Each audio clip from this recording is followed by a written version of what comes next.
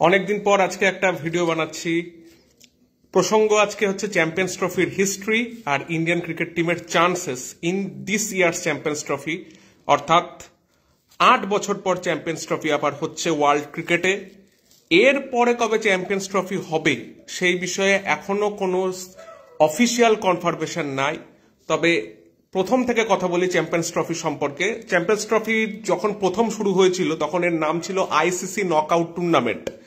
তখন test playing নেশনগুলো দিয়ে এই টুর্নামেন্টটা শুরু হয় 1998 সালে, এবং আইসিসি এটা ঠিক করে যে যেভাবে গোটা পৃথিবীতে জনপ্রিয়তা বহুদিন ধরে একটা স্ট্যাগনেন্ট জায়গায় রয়েছে, তো নন প্লেয়িং টেস্ট নেশন যারা, সেই সব দেশে কিভাবে জনপ্রিয়তা বাড়ানো যায় এবং সেই টুর্নামেন্ট করে যে লভ্যাংশটা আইসিসির কাছে আসবে সেটা সেই দেশের ক্রিকেট উন্নতির স্বার্থে ব্যবহার হবে। তো প্রথম থেকে আমরা যদি জানি 98 সালে বাংলাদেশে কিন্তু 9টা টিম, প্রথমত একটা প্রি কোয়ার্টার ফাইনাল খেলা হয় নিউজিল্যান্ড আর জিম্বাবুয়ের মধ্যে, এবং টোটাল 9টা টিম, এবং প্রি কোয়ার্টার ফাইনাল থেকে একটা টিম ওঠে, এবং টোটাল 8টা টিম আসল মূল পর্বে খেলে। আইসিসি নকআউট টুর্নামেন্ট বলা হতো, যেটা 98 সালে বাংলাদেশে হয়েছিল। এবং সেই ম্যাচটা হয়তো যারা আমাদের মতো 90s দেখেছে, সচিনের একটা অসাধারণ সেঞ্চুরি ছিল অস্ট্রেলিয়ার সাথে, এবং কোয়ার্টার ফাইনালে অস্ট্রেলিয়াকে হারিয়ে আমরা পৌঁছাই সেমিফাইনালে, কিন্তু সেমিফাইনালে ওয়েস্ট ইন্ডিজের কাছে আমরা হারি। সেই ফাইনালটা খেলা হয়েছিল 98-এর, যেটা পরবর্তীকালে চ্যাম্পিয়ন্স ট্রফি হিসাবে পরিচিত হবে সবার ক্ষেত্রে। সেই নকআউট টুর্নামেন্ট, আইসিসি নকআউট টুর্নামেন্টটার ফাইনাল খেলা হয়েছিল দক্ষিণ আফ্রিকা এবং ওয়েস্ট ইন্ডিজের মধ্যে, এবং দক্ষিণ আফ্রিকা সেই চ্যাম্পিয়ন হয় ওই আইসিসি চ্যাম্পিয়ন্স ট্রফিটা, এবং সেটাই আজ অব্দি দক্ষিণ আফ্রিকার একমাত্র আইসিসি টুর্নামেন্ট। এরপর থেকে আমরা যদি দেখি 2 বছর পর পর কিন্তু টুর্নামেন্টটা হতো। 2000 সালে একটা তরুণ ভারতীয় টিম, ওই খেলাটাও হয় কিন্তু কেনিয়াতে। কেনিয়াও একটা নন টেস্ট প্লেইং নেশন ছিল। কেনিয়াতেও অনেক আমরা দেখছি 96 বিশ্বকাপে খেলেছে, 99 বিশ্বকাপ হয়েছে, 2000 সালেই বাংলাদেশ টেস্ট নেশনের মর্যাদা পায়। তো কেনিয়াকে নিয়ে বাকি টেস্ট প্লেইং নেশনগুলো নিয়ে সেখানেও নকআউট পর্যায়ে যে টুর্নামেন্টটা হয়েছিল সেটাও আইসিসি নকআউট টুর্নামেন্ট ছিল, এবং সেখানে কিন্তু সৌরভ গাঙ্গুলির নেতৃত্বে একটা তরুণ টিম, যুবরাজ সিং, জাহির খানের অভিষেক হয়, এবং ইন্ডিয়া কিন্তু অস্ট্রেলিয়া, সাউথ আফ্রিকাকে হারিয়ে ফাইনালে পৌঁছায়। কিন্তু একটা ট্র্যাজিক পরিণতি ছিল সৌরভ গাঙ্গুলির অধিনায়কত্বে। সেই ফাইনালটা আমরা নিউজিল্যান্ডের কাছে হেরে যাই। ক্রিস কেয়ার্নসের একটা দুর্দান্ত সেঞ্চুরি ছিল, কেয়ার্নস আর হ্যারিসের একটা ভালো পার্টনারশিপ ছিল। সৌরভ এবং সচিনের সেঞ্চুরি সত্ত্বেও কিন্তু আমরা ফাইনালটা হেরে যাই। এরপর 2002-এ তারপর আবার ওটা হয়েছিল শ্রীলঙ্কাতে ইন্ডিয়া শ্রীলঙ্কায় ফাইনালে যায়, কিন্তু বৃষ্টির জন্য 2 দিনই খেলা ভেস্তে যায় পুরোপুরি, এবং সেখানে ইন্ডিয়া শ্রীলঙ্কাকে জয়েন্ট উইনার হয়। 2004 এবং 2006 টুর্নামেন্টটা ইন্ডিয়ার একদমই ভালো যায়নি। তখন কিন্তু গ্রুপ লিগ এবং সেমিফাইনাল এরকম ভাবে খেলা হচ্ছিল 2004 এবং 2006-এর পর।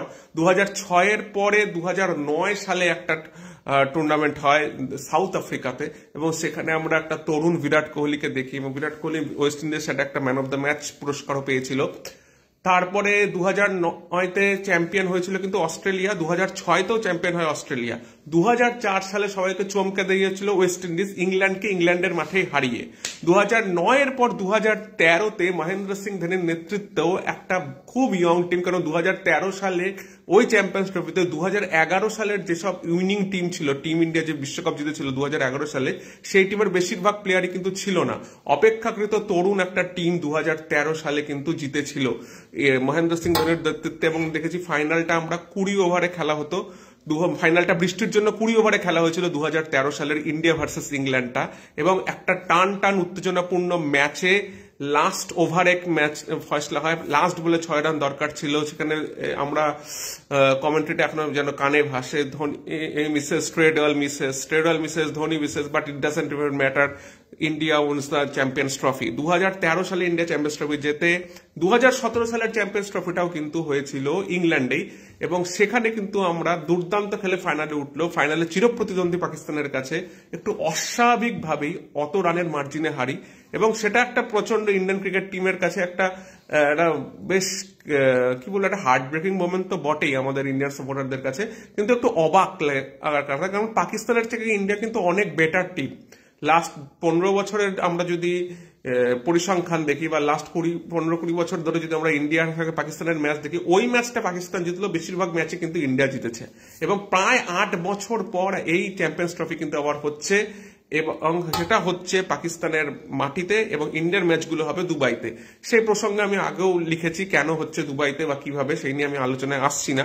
টিম ইন্ডিয়ার স্কোয়াড হিসাবে দেখি, প্রথমত এই বছর আমরা T20 ওয়ার্ল্ড কাপ জিতেছিলাম, এবং T20 ওয়ার্ল্ড কাপের যেভাবে আমরা সাফল্য পেয়েছি, কোনো ম্যাচ না হেরে আমরা ইনভিনসিবল হয়ে টিম ওয়ার্ল্ড কাপ জিতেছি, এবং তারপর থেকেই একটা ডামাডোলের সৃষ্টি কিন্তু দেখা হয়েছিল। বিশেষ করে রেড বল ক্রিকেটে আমরা নিউজিল্যান্ডের কাছে হেরেছি প্রথমবার ঘরের মাঠে 3-0 ব্যবধানে, এবং তারপর বিজিটিতেও ব্যাটসম্যানদের খুবই খারাপ পারফরমেন্স ছিল, বোলিংও বুমরা বাদে কেউই সেরকম নজর কাটতে পারেনি, অল্প একটা দুটো ইনস্ট্যান্স ছাড়া।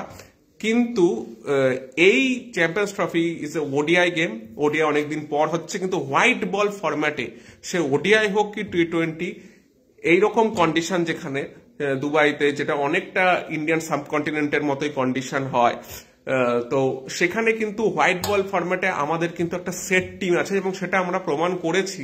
ইংল্যান্ডকে নিজেদের মাটিতে আমরা এই রিসেন্টলি কনক্লুডেড সিরিজে 3-0 হারিয়েছি। সেখানে সবাই ফর্মে রয়েছে, রোহিত শর্মা অনেকদিন পর সেঞ্চুরি পেয়েছে, লাস্ট ম্যাচে বিরাট কোহলি হাফ সেঞ্চুরি পেয়েছে, শ্রেয়াস আইয়ার, শুভমান গিল দুর্দান্ত ফর্মে, টপ 4 আমাদের ব্যাটসম্যান প্রত্যেকটা রানে, 5 নম্বরে নেমে অক্ষর প্যাটেল দুর্দান্ত খেলছে, হার্দিক পান্ডিয়াও T20 সিরিজে ভালো ফর্মে ছিল। হার্দিক পান্ডিয়া আর বোলিং নিয়ে একটু চিন্তা আমার সবসময় থাকে, বিশেষ করে ওডিআই ফরম্যাটে 10টা ওভারে ও অনেক রান লিক করে, কিন্তু হার্দিকের একটা বড় গুণ আমি দেখতে পাই, ও কিন্তু আইসিসি ইভেন্টসে প্রতিবার বিগ ম্যাচগুলোতেও ভালো খেলে, বিশেষ করে পাকিস্তান ম্যাচগুলোতেও কিন্তু ভালো পারফরমেন্স দেয়।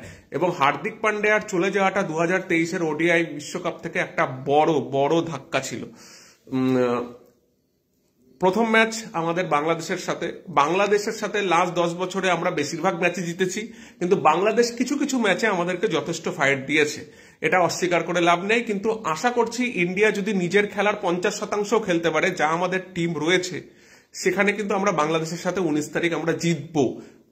এই কন্ডিশন দুটো টিমের পক্ষেই ভালো, কিন্তু বাংলাদেশেরও এটা মিরপুরও নয় যে বাংলাদেশ একদম স্পিনের জালে আমাদেরকে ফাঁসিয়ে দেবে, এবং আমাদের টিমেও কিন্তু যথেষ্ট ভালো দুটো উইকেট টেকিং স্পিনার আছে, কুলদীপ যাদব এবং বরুণ চক্রবর্তী।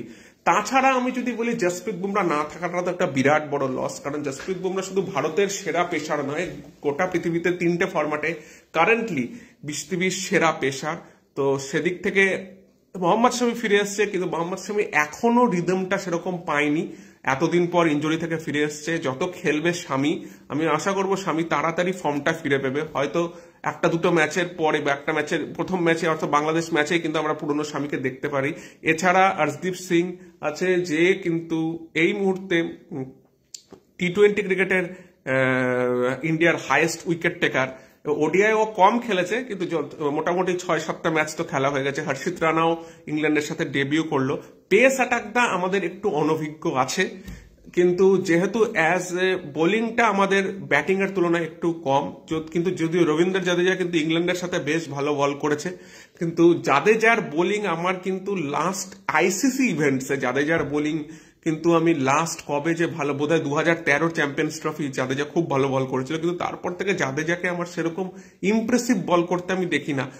বিশেষ করে রেড বলেও যতটা ভালো বল করে আইসিসি ইভেন্টসেও কিন্তু ওর অতটা ভালো বোলিং দেখিনি, বিশেষ করে আগের বছরের T20 ওয়ার্ল্ড কাপে ওকে প্রচন্ড মার খেয়েছিল। তবে অক্ষর প্যাটেল কিন্তু অ্যাজ এ ব্যাটসম্যান হিসেবে 5 নম্বরে নেমে যথেষ্ট ভালো খেলছে। তবে এই নিয়ে মতবাদ রয়েছে, কেউ চাইছে রাহুলকে খেলাতে, কেউ চাইছে অক্ষর প্যাটেলকে খেলাতে। টিম ম্যানেজমেন্ট মনে করছে ওই সময় একটা লেফট হ্যান্ডার দরকার। যদিও প্রথম দুটো ম্যাচই খুব ইম্পর্টেন্ট, বাংলাদেশ 23 তারিখে, পাকিস্তান, এই দুটো ম্যাচেই ইন্ডিয়া সেমিফাইনালে যাবে কিনা সেটা মোটামুটি প্রকাশ হয়ে যাবে।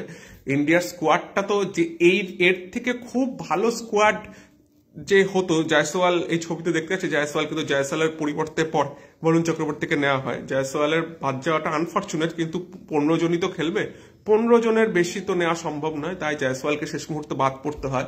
আর বরুণ চক্রবর্তী যেরকম ফর্মে ছিল, বরুণ চক্রবর্তীকে না নিলেও তখনও অন্যরকম কথা হতো। গৌতম গম্ভীরের কাছে একটা বড় অ্যাসিড টেস্ট এই টুর্নামেন্টটা। যদিও হোয়াইট বল ক্রিকেটে ইন্ডিয়া ভালো খেলে, কিন্তু তবুও যদি আমরা এই টুর্নামেন্টে সেমিফাইনাল থেকেও ফিরে যাই, সেমিফাইনালে, শুধুমাত্র সেমিফাইনালে ওঠাটাও কিন্তু একটা ব্যর্থতা হিসাবেই গণ্য হবে। এরপরে কি হবে, ফাইনালে কি হবে, সেটা তো সেই দিনের ব্যাপার। কিন্তু ইন্ডিয়া যদি প্রথম ম্যাচ বাংলাদেশের সাথে ভালো খেলে জেতে, তো পাকিস্তান ম্যাচেও আলাদা কনফিডেন্স পাবে। আরেকটা বড় টিম আমাদের টিমে আছে এবং তারাও কিন্তু এই টুর্নামেন্ট জেতার বড় দাবিদার, সেটা হচ্ছে নিউজিল্যান্ড, একটা ব্যালেন্স সাইড। তো অনেকদিন পর একটা চ্যাম্পিয়ন্স ট্রফির শাসন, এবং আমি চাই ওডিআই আরো বেশি করে হোক। এমনিতেই ওডিআই এখন প্রচন্ড কমে গেছে, টি-20 ক্রিকেটের আধিক্য, টি-20 লিগের আধিক্য, টেস্ট একদিকে হচ্ছে, যদিও টেস্টের সংখ্যা ইন্ডিয়া, অস্ট্রেলিয়া এবং ইংল্যান্ডে টেস্ট খেলে, বাকি সাউথ আফ্রিকা একটু খেলে, বাকি সবাই 2-3টে করে টেস্ট খেলছে। টি-20 ক্রিকেট প্রচুর হচ্ছে, সেই হিসেবে ওডিআইটা একদম কমে গেছে। আমরা যারা 90s-এ বড় হয়েছি, ওডিআই ট্রায়াঙ্গুলার টুর্নামেন্ট অনেক দেখতাম, সেটা তো একদমই সময়ের অভাবে আর হয়ই না। আশা করব এই টুর্নামেন্টে যাতে এত ভালো হয় যে ওডিআই ক্রিকেট ফিরে আসে, এবং টিম ইন্ডিয়ার যে ডামাডোল অবস্থাটা চলছে লাস্ট 6 মাস ধরে, সেইটা যাতে খতম হয়ে যায় প্রথম দুটো ম্যাচে। কারণ প্রথম দুটো ম্যাচ ভালো খেললে কিন্তু ইন্ডিয়া সেমিফাইনালের টিকিট কনফার্ম করে ফেলবে। দেখা হচ্ছে নেক্সট ভিডিওগুলোতে ইন্ডিয়া ভার্সেস বাংলাদেশ ম্যাচের রিভিউতে একদম ফিরবো ভিডিওটা। ততক্ষণে বাকি ভিডিওগুলো এই পেজে আছে, যাদের যাদের দেখার ইচ্ছা তারা অবশ্যই দেখবেন, পেজটা ফলো করতে ভুলবেন না। আর আমার ইউটিউব চ্যানেলটা এই নামেই, দ্য ক্রিকেট ক্রেজি বং। দেখা হচ্ছে নেক্সট ভিডিওতে। Jai Hind, bleed blue, check the India.